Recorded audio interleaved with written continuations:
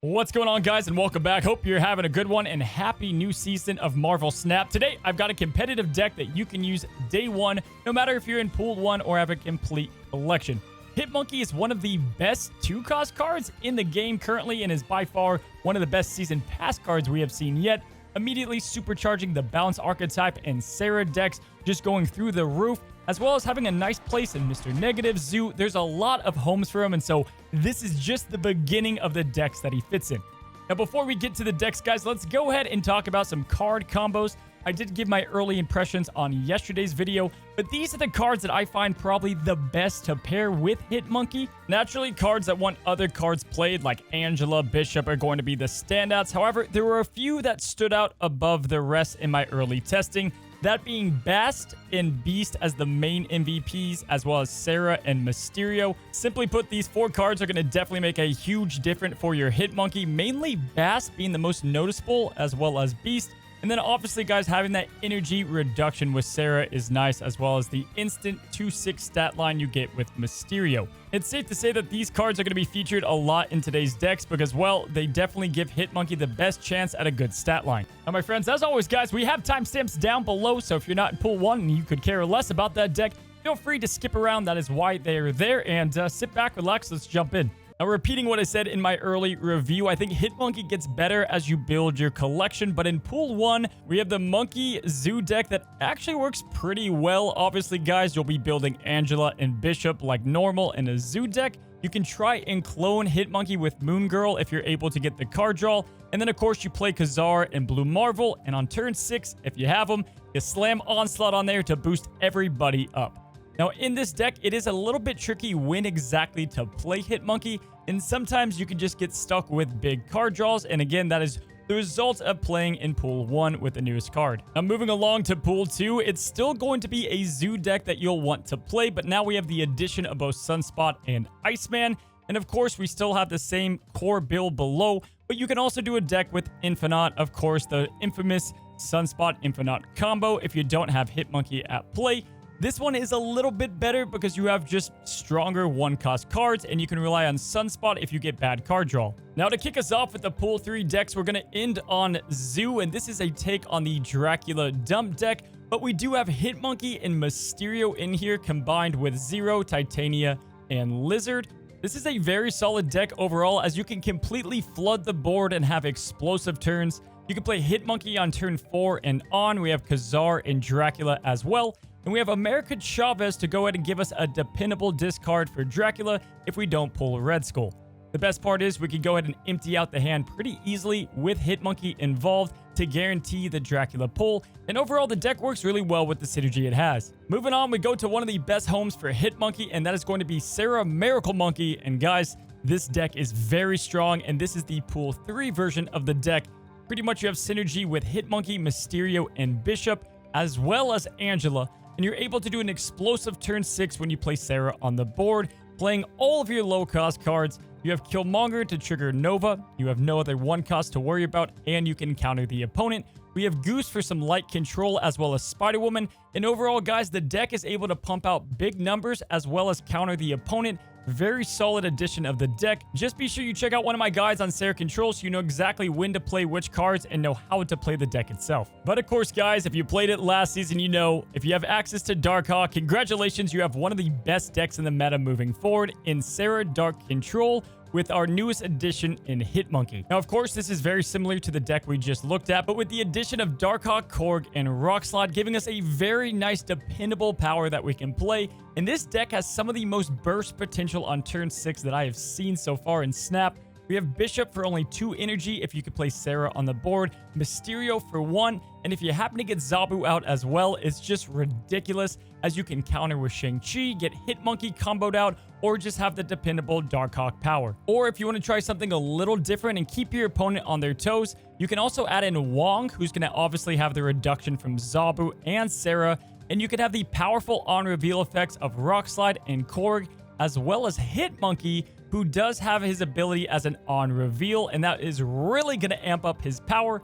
Definitely a little less dependable than the last deck in my opinion, but still very solid and you can get more cubes because your opponent's not going to know exactly what kind of deck you're playing. We continue on with Dark Disrupt Bounce, and this is easily, if not the best, the second best Hitmonkey deck that you can play on the ladder at the moment. Bounce has already been on the rise, and taking advantage of Bast to the fullest, we're able to Bast our Mysterio to have a mini Doctor Doom, our Hood to have a huge swing in power, and then we just have the ultimate Disrupt package, as well as bouncing between priority if we don't want to have it, and bounce back our cards to our hands.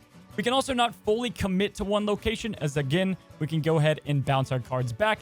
And by reducing our cards' cost, of course, that's going to allow our Hitmonkey to get even stronger. Now, you can play your Hitmonkey multiple times with Beast, or you can simply play him one time on one of the last turns of the game with your zero-cost cards.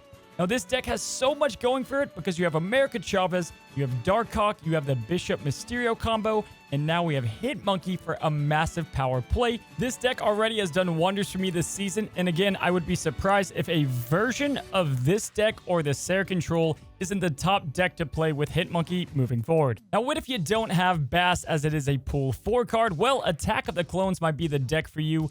This is going to be a deck that's going to leverage the power of Moon Girl's ability and copy your cards in your hand that are going to really help out with Hitmonkey's ability. If you get double Bishops, double Hitmonkeys, or double Mysterios, you're pretty much good to go with some great combos, or even double Beasts to get a plethora of zero-cost cards.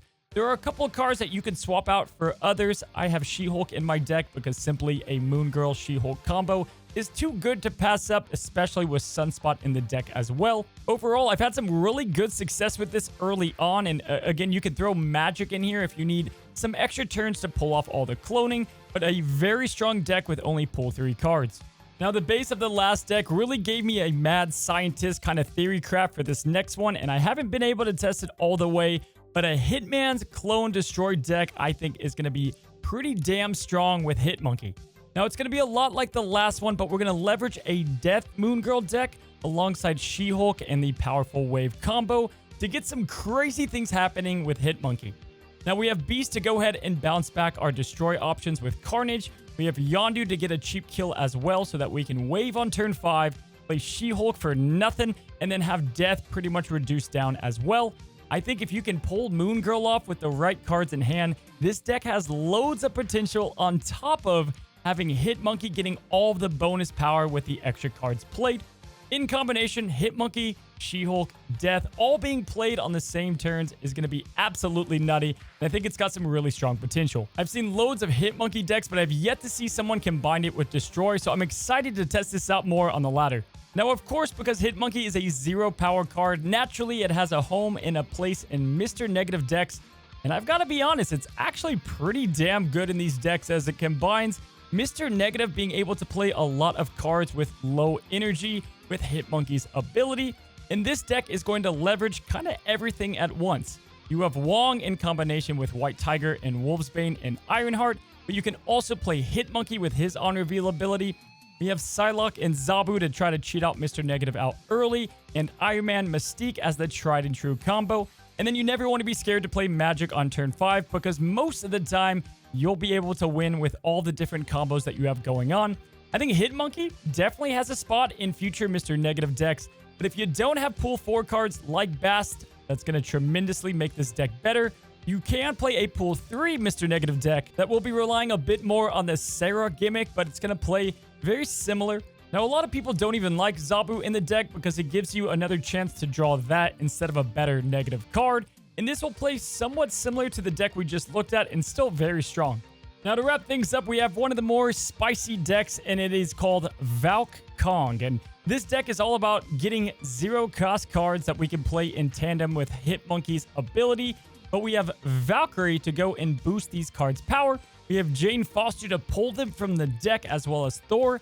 And we can utilize Thor's Hammer, these zero-cost cards of Wasp in Yellow Jacket, alongside Bass, Ant-Man, and the Hood to get crazy combinations of power going on the locations. And then, of course, our tried and true combos of Bishop, Hitmonkey, and Mysterio. This deck has, honestly, loads of potential, and I'm really enjoying it so far. Probably one of the more exciting decks that people are just not going to expect. You're going to be able to pump out plenty of power, and you have Valkyrie as a tech card as well. and being able to take all these low power cards up with Valkyrie while simultaneously lowering the opponents. And then you have safety gates like Ant-Man or Angela, or you can play Valkyrie and Demon together to pretty much always beat the opponent. And then we have Adam Warlock that you can also add to the deck that naturally is, I think, underrated and gives you the combo pieces like reliably drawing Hitmonkey. And in combination with Bast, you're almost guaranteed to get nice card draw with him early on. So there you go, guys. Hitmonkey is going to be a blast. I'm excited for what kind of decks that you guys have crafted. Let me know down below. Let's bust the card together. I do think that Hitmonkey is going to be maybe annoying after a while. Hopefully the public or the general pop of Marvel Snap doesn't hate this card, because I do think it's a lot of fun. And on the other side of things, again, I do think that bounce decks and miracle decks aren't straightforward like Shuri. Like, it does take some brain play to get it done. So hopefully that'll kind of hold back the card from being too polarizing, but we'll have to see, in time will tell. I want to thank you guys so much for stopping by today's video. I could have put a lot more decks, but I decided to save those for some gameplay videos that will be following this. If you don't want to miss out on that and you find yourself keep on coming back here and you want to support the channel, you can do so for free down below by subscribing. It's free. Free is good, right? And you can leave at any time, so that's great too, and no hard feelings. Appreciate you guys from stopping by. Good luck in the new season and climbing. And until the next one, guys, happy snapping.